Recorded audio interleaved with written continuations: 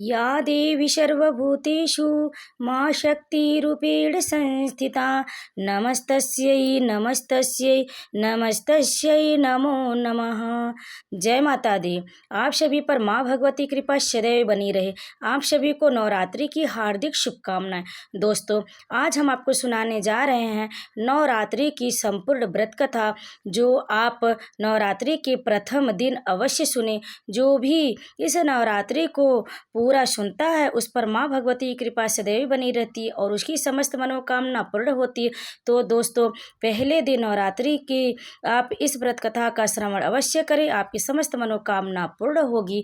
तो एक बार प्रेम से बोलिए माँ भगवती की जय, माँ जगदम्बा की जय। एक समय बृहस्पति जी ब्रह्मा जी से बोले, हे ब्राह्मण श्रेष्ठ, चैत्र व अश्विन मास के शुक्ल पक्ष में नवरात्र का व्रत और उत्सव क्यों किया जाता? इस व्रत का क्या फल है?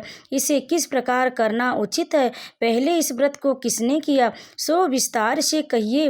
बृहस्पति जी का ऐसा प्रश्न सुन ब्रह्मा जी ने कहा, हे बृहस्पति, प्राणियों के हित की इच्छा से तुमने बहुत अच्छा प्रश्न किया है। एक समय बृहस्पति जी ब्रह्मा जी से बोले, हे ब्राह्मण श्रेष्ठ, चैत्र व अश्विन मास के शुक्ल पक्ष में नवरात्र का व्रत और उत्सव क्यों किया जाता है? इस व्रत का क्या फल है? जो मनुष्य मनोरथ पूर्ण करने वाली दुर्गा, महादेव, सूर्य और नारायण का ध्यान करते हैं, वे मनुष्य धन्य हैं। यह नवरात्र व्रत संपूर्ण कामनाओं को पूर्ण करने वाला है। इसके करने से पुत्र की कामना वालों को पुत्र, धन की लालसा वालों को धन, विद्या की चाहने वालों को विद्या और सुख की इच्छा वालों को सुख मिलता है। इस व्रत को करने से रोगी मनुष्य का रोग दूर हो जाता है, मनुष्य की संपूर्ण विपत्तियां दूर हो जाती और घर में समृद्धि की वृद्धि होती है। बंध्या को पुत्र प्राप्त होता है, समस्त पापों से छुटकारा मिल जाता है और मन का मनोरथ सिद्ध हो जाता है। जो मनुष्य इस नवरात्रि व्रत को नहीं करता वह अनेक दुख को भोगता है और वह कष्ट व रोग से पीड़ित हो अंगहीनता को प्राप्त होता है। उसकी संतान नहीं होती और वह धन धान से रहित होता है। भूख और प्यास से व्याकुलता घूमता फिरता रहता है तथा संज्ञाहीन हो जाता है। जो सधवा स्त्री इस व्रत को नहीं करती वह पति सुख से वंचित हो नाना दुखों को भोगती है। यदि व्रत करने वाला मनुष्य सारे दिन का उपवास न कर सके तो एक समय भोजन करे और 10 दिन बांधवों सहित नवरात्र व्रत की कथा का श्रवण करे। हे बृहस्पति, जिसने पहले इस महाव्रत को किया है वह कथा मैं तुम्हें सुनाता हूँ, तुम सावधान होकर सुनो। इस प्रकार ब्रह्मा जी का वचन सुनकर बृहस्पति जी बोले, हे ब्राह्मण, मनुष्यों का कल्याण करने वाले इस व्रत के इतिहास को मेरे लिए कहो। मैं सावधान होकर सुन रहा हूँ, आपकी शरण में आए मुझ पर कृपा करो। ब्रह्मा जी बोले, प्राचीन काल में मनोहर नगर में पीठत नाम का एक अनाथ ब्राह्मण रहता था। वह भगवती दुर्गा का भक्त था। उसकी संपूर्ण सद्गुणों से युक्त सुमति नाम की एक अत्यंत सुंदरी कन्या उत्पन्न हुई।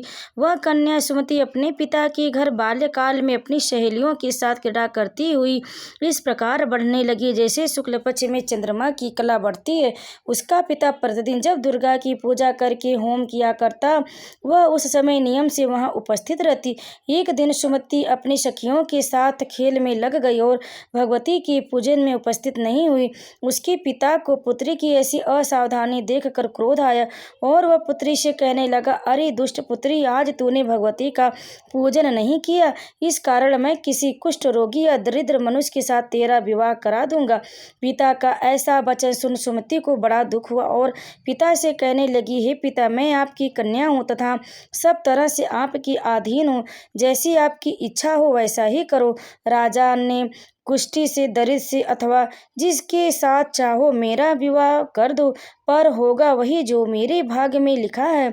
मेरा तो अटल विश्वास है, जो जैसा कर्म करता है उसको कर्मों के अनुसार वैसा ही फल प्राप्त होता है, क्योंकि कर्म करना मनुष्य के अधीन है पर फल देना ईश्वर के अधीन है।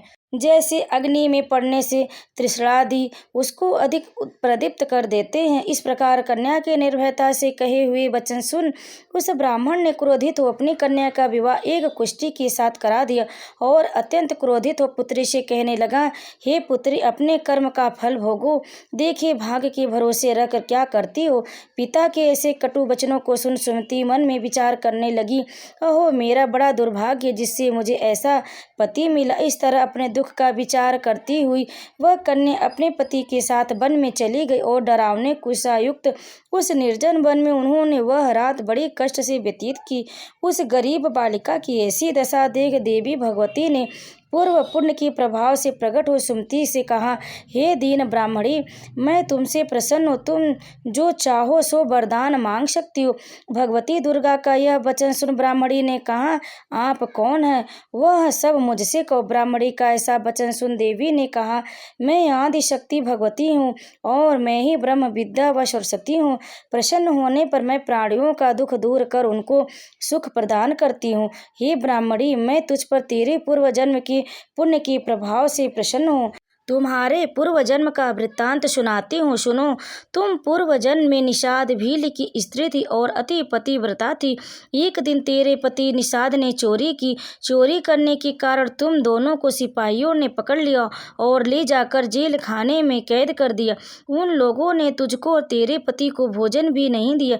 इस प्रकार नवरात्रि के दिनों में तुमने न तो कुछ खाया और न ही जल पिया। इस प्रकार 9 दिन तक नवरात्रि का व्रत हो गया। हे ब्राह्मणी, उन दिनों में जो व्रत हुआ, इस व्रत के प्रभाव से प्रसन्न होकर मैं तुझे मनोवांछित वर देती हूँ। तुम्हारी जो इच्छा हो सो मांगो। इस प्रकार दुर्गा के वचन सुन ब्राह्मणी बोली, अगर आप मुझ पर प्रसन्न हैं तो हे दुर्गे, मैं आपको प्रणाम करती हूँ। कृपा करके मेरे पति का कोढ़ दूर करो। देवी ने कहा, उन दिनों तुमने जो व्रत किया था उस व्रत का एक दिन का पुण्य पति का कोढ़ दूर करने के लिए अर्पण करो। उस पुण्य के प्रभाव से तेरा पति कोढ़ से मुक्त हो जाएगा। ब्रह्मा जी बोले। इस प्रकार देवी के वचन सुन वह ब्राह्मणी बहुत प्रसन्न हुई और पति को निरोग करने की इच्छा से जब उसने तथास्तु ठीक ऐसा वचन कहा, तब उसके पति का शरीर भगवती दुर्गा की कृपा से कुष्ठ रोग से रहित हो अति कांतिवान हो गया।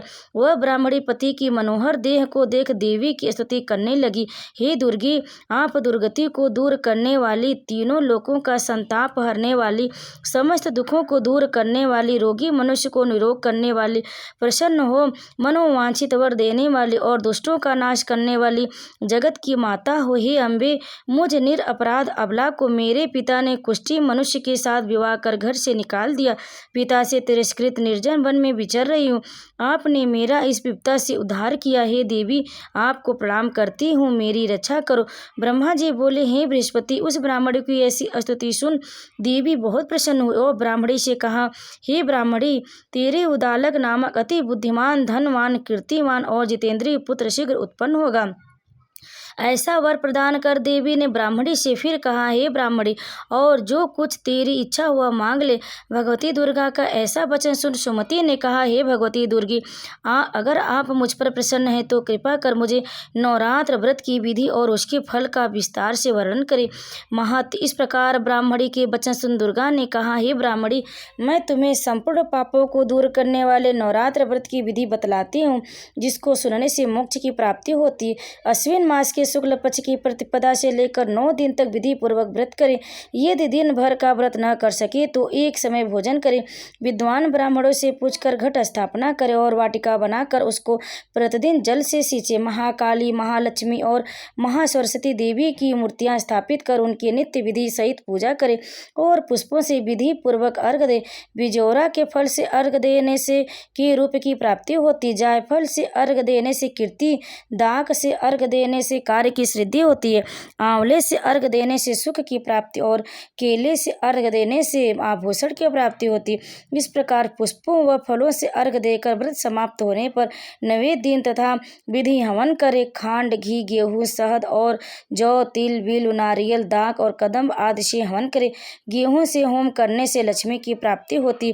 खीर एवं चंपा के पुष्पों से धन की और बेल पत्रों से तेज व सुख की प्राप्ति होती। आंवले से कीर्ति की और केले से पुत्र की, कमल से राज सम्मान की और दाखों से संपदा की प्राप्ति होती। खांड, घी, नारियल, शहद, जौ और तिल तथा फलों से होम करने वाले मनोवांछित वस्तु की प्राप्ति होती है। व्रत करने वाला मनुष्य इस विधि विधान से होम कर आचार्य को अत्यंत नम्रता के साथ प्रणाम करे और यज्ञ की सिद्धि के लिए उसे दक्षिणा दे। इस प्रकार बताई हुई विधि के अनुसार जो व्यक्ति व्रत करता है उसके सब मनोरथ सिद्ध होते हैं, इसमें तनिक भी संदेह नहीं है। इन 9 दिनों में जो कुछ दान किया जाता है उसका करोड़ों गुना फल मिलता है। इस नवरात्र व्रत के अश्वमेघ यज्ञ का फल मिलता है। हे ब्राह्मण, इस संपूर्ण कामनाओं को पूर्ण करने वाली उत्तम व्रत को तीर्थ, मंदिर अथवा घर में विधि के अनुसार करे।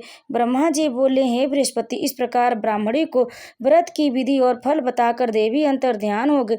जो मनुष्य या स्त्री इस व्रत को भक्ति पूर्वक करता है वह इस लोक में सुख प्राप्त कर अंत में दुर्लभ मोक्ष को प्राप्त होता है।